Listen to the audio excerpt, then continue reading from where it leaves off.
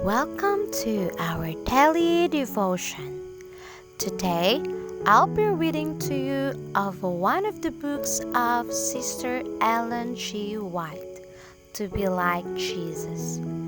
Our reading this morning is entitled Reach for the Highest Standard of Personhood, April 5. Our key text is found in the book of Jeremiah chapter 9 verse 23.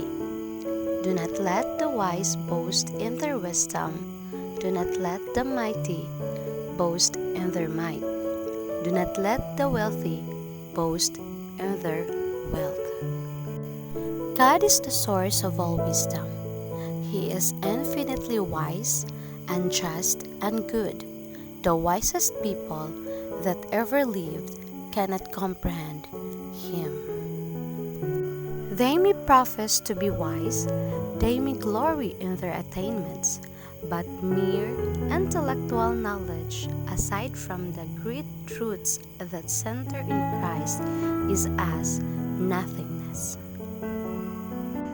If man and woman could see for a moment beyond the finite vision, if they could catch a glimpse of the eternal, every mouth would be stopped in its boasting.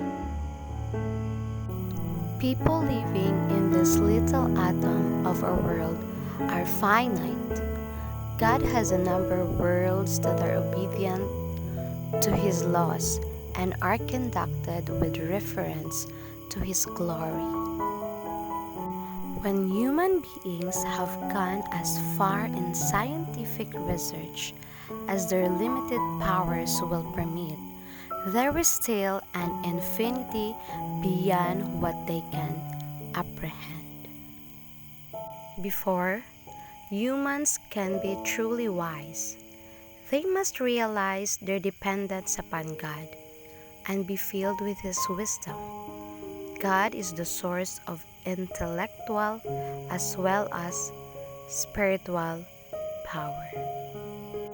The greatest people who have reached what the world regards as wonderful heights in science are not to be compared with the beloved John or the great Apostle Paul. It is when intellectual and moral power are combined that the greatest standard of personhood is reached. Those who do this, God will accept as workers together with Him in the training of minds. To know oneself is a great knowledge. The teachers who rightly estimate themselves will let God mold and discipline their minds. They will acknowledge the source of their power. For what gives you right to make such a judgment? What do you have that God hasn't given you? And if everything you have is from God, why boast as though it were not a gift? Self-knowledge leads to humility and to trust in God, but it does not take the place of efforts for self-improvement.